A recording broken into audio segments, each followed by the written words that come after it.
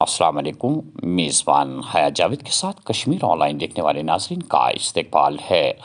13 दिसंबर 2026 ईस्वी बमदाब की 10 जमात सानी 1446 हिजरी बरोज़ जुम्मा। डालते हैं नाजरीन आज के खबरनामे पे एक नज़र। जम्मू कश्मीर गवाही दे रहा है कि वज़ीर आज़म की क़यादत में पिछले कुछ सालों में खुशहाली और मसावी तरक्की की नई लहर उठ गई। हालिया बरसों में होने वाली तब्दीलियाँ जामिया तरक्की, तासुबात को ख़त्म करने और लोगों में उम्मीद और इस्तेहकाम को फ़रोग़ देने की मिसाल। निचली सतह पर जमहूरियत गहरी हुई। जमहूरी नज़रियात और आइनी इक़्तिदार हमारे इज्तिमाई शऊर के रहनुमा उसूल बन गए। मनोज सिन्हा। वादी के बेशतर इलाकों में तवील खुश्क मौसम ख़त्म। रवा मौसम की पहली बर्फबारी रिकॉर्ड। कहीं जमकर तो कहीं हल्की बर्फबारी हुई। श्रीनगर और दीगर कुछ मैदानी इलाकों में रिमझिम बारिशें।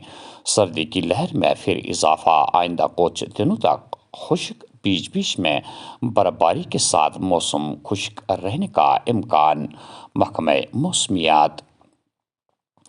जल जीवन मिशन देही इलाकों में ख़वातीन को बाइख्तियार बनाने को तक़वियत दे रहा है। दहलीज पर साफ पानी से ख़वातीन अब हुनरमंदी के फ़रोग़ और खुद इन्हिसारी पर तवज्जो मरकूज़ कर सकती है। वज़ीर आज़म नरेंद्र मोदी। मुल्क भर में सड़क हादसात में सालाना 1.78 लाख लोग मारे जाते हैं। मुतासरीन में से 60% 18 से 34 साल के दरमियान होते हैं। लोग कानून से नहीं डरते और बगैर हेलमेट के 2 पहिया गाड़ियां चलाते हैं, जो कि बाइस अफसोस है। नितिन गडकरी। NIA की जानिब से मिलिटेंसी से मुतल्लिक केस के सिलसिले में तहक़ीक़ात। जम्मू कश्मीर समेत 19 मकामात पर छापे और तलाशियाँ। कुछ अहम दस्तावेज़ात और इलेक्ट्रॉनिक आलात ज़ब्त। जम्मू कश्मीर का रियासती दर्जा बहाल होने तक पार्लियामेंट के अंदर और बाहर इसका मुतालबा किया जाएगा। LG ऑफिस और वज़ीर आला के दफातर के दरमियान कोई तनाव है तो इसका नुकसान जम्मू कश्मीर के लोगों को होगा। तारिक हमीद कर्रा। ये जिन लोगों ने बताया है वो तो उनका अगर किरदार देखा जाए तो प्री इंडिपेंडेंस डेज से ही शकावर है। जो लोग अंग्रेज़ों के मुखबिर रहे हों वो किसी को क्या सर्टिफिकेट दे सकते हैं। सबसे पहले तो ये बिल्कुल सही है कि अपोजिशन की बात नहीं सुनी जा रही है, जिसमें अहम किरदार होता है चेयरमैन का या स्पीकर का। जहाँ तक चेयरमैन साहब का ताल्लुक है, with all due respects to the chair, उनका पर्सनल जो किरदार है वो बहुत ही पार्टिजन है। वो तो कुर्सी पे बैठ के जैसे बीजेपी के या आरएसएस के संचालक की तरह काम कर रहे हैं वहाँ पे। तो उस हिसाब से मेरे ख्याल में ये एक सही मैसेज है कि यहाँ पे अभी मज़ीद जो आरएसएस और बीजेपी का एजेंडा चलाने की सरकारी तौर या आईनी तौर जो कोशिश की जा रही है उसको अब इजाज़त नहीं दी जाएगी। ये चीज़ें डेमोक्रेटिक सेटअप में एग्रीमेंट्स और डिसएग्रीमेंट्स होते रहते हैं, इसको उतना अहमियत नहीं दी जानी चाहिए। जहाँ पे डिसएग्रीमेंट्स हैं वहाँ पे एग्रीमेंट्स भी क्रिएट किए जा सकते हैं, तो ये कोई बड़ी बात नहीं इस वक्त हमारे सामने नहीं है।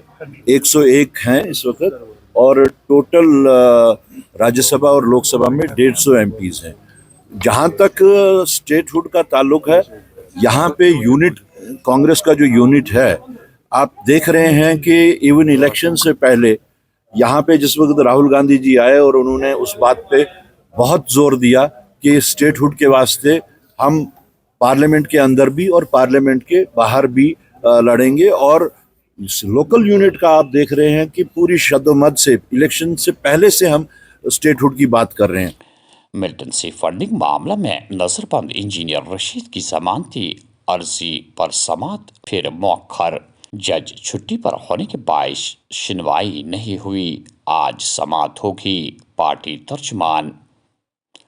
रजौरी बुधल में एक और फूड पॉइजनिंग का मामला दर्ज। कमसिन बच्ची लुकमा अजल 2 बड़े भाई अस्पताल में ज़ेर इलाज। ریزرویشن کا معاملہ اب عدالت میں زیر بحث ہوگا، اس پر بات کرنا قبل از وقت ہوگا۔ جو نیشنل کانفرنس کی کارکردگی پر انگلیاں اٹھاتے ہیں انہیں ہمارے لوگوں کی خدمت کرنے سے خود ہی جواب مل رہا ہے۔ وزیر تعلیم و صحت سکینہ اتو۔